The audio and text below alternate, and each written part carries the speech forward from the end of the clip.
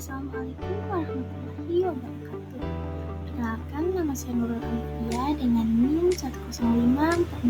105441101000122. Di sini saya akan menjelaskan mengenai materi glikolisis. Jadi, mari kita mengenal glikolisis dan tahapannya. Nah, sebelum membahas materi inti kita kali ini tentang bagaimana proses dan tahapan glikolisis, sebelumnya, mari kita mengenal apa sih itu glikolisis. Glikolisis berasal dari kata glukosa dan lisis. Adalah serangkaian reaksi biokimia di mana glukosa dioksida menjadi molekul asam pirufat.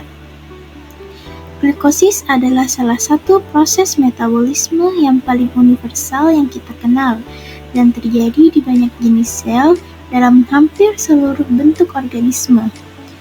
Glikolisis terjadi di sitosol.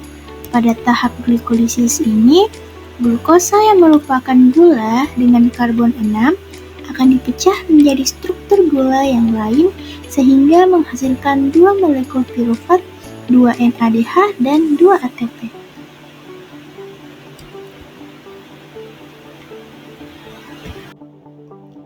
Lalu, bagaimanakah prosesnya? Nah, pada tahap pertama, glukosa diubah terlebih dahulu menjadi glukosa 6-fosfat dengan bantuan enzim heksokinase. Pada tahap ini memerlukan ATP atau adenosin trifosfat yang dapat melepaskan energi untuk diubah menjadi ADP. Kemudian, glukosa 6-fosfat tersebut diubah menjadi fruktosa 6-fosfat yang akan dikatalis enzim fosfoheksoisomerase. Pada tahap ketiga, fruktosa 6-fosfat diubah menjadi fruktosa 1,6-bifosfat. Pada reaksi ini akan dikatalisis oleh enzim fosfofruktokinase dan membutuhkan energi dalam bentuk ATP. Pada tahap 4, 1,6-bifosfat yang mempunyai 6 atom C dipecah menjadi gliserildehid 3-fosfat yang memiliki 3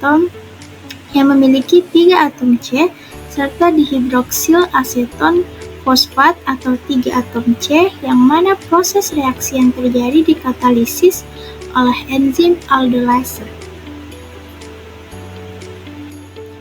Kemudian pada tahap 5, molekul dihidroksil aseton fosfat yang terbentuk selanjutnya diubah menjadi gliserildehid 3-fosfat dengan bantuan enzim triosafosfat isomerase, yang mana enzim tersebut bekerja secara bolak-balik.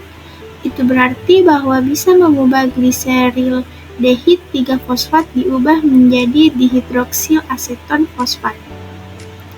Tahap ke-6, gliserildehid 3-fosfat selanjutnya diubah menjadi 1,3 bifosfogliserat dengan bantuan enzim gliseraldehid 3-fosfat dehidrogenase. Dalam proses ini terbentuk NADH. Masuk pada tahap ke-7 di mana 1,3 bifosfogliserat diubah menjadi 3 fosfogliserat dengan bantuan enzim fosfogliserat kinase. Energi yang dilepaskan dalam reaksi ini dalam bentuk ATP.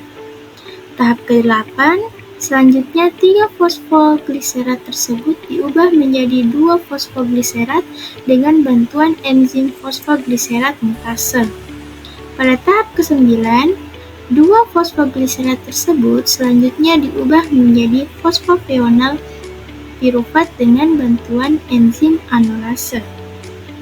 Dan pada tahap terakhir, fosfoional pirufat yang dihasilkan selanjutnya diubah menjadi pirufat yang akan dikatalisis enzim pirufat kinase. Dalam tahap yang ini juga dihasilkan ATP. Nah, berdasarkan keseluruhan tahapan reaksi glikolisis yang telah saya jelaskan tadi, maka dapat disimpulkan secara umum, glikolisis terbagi menjadi ke dalam 2 fase, yaitu Fase yang pertama, fase memakai energi, di mana ATP digunakan. ATP yang digunakan sebanyak 2 buah pada tahap pertama serta tahap kedua. Yang kedua, fase menghasilkan energi.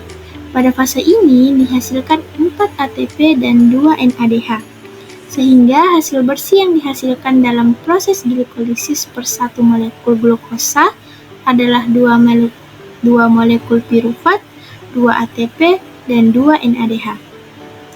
Dari tahap 1 sampai 5 dikenal sebagai fase memakai energi karena pada tahap inilah ATP digunakan sebanyak 2 buah. Sedangkan dari tahap 6 sampai 10 terjadi pembentukan ATP sebanyak 4 buah, sehingga pada tahap ini dikenal sebagai fase menghasilkan energi. Sekian penjelasan mengenai glikolisis dari saya. Kurang dan lebihnya mohon dimaafkan. Wassalamualaikum warahmatullahi wabarakatuh.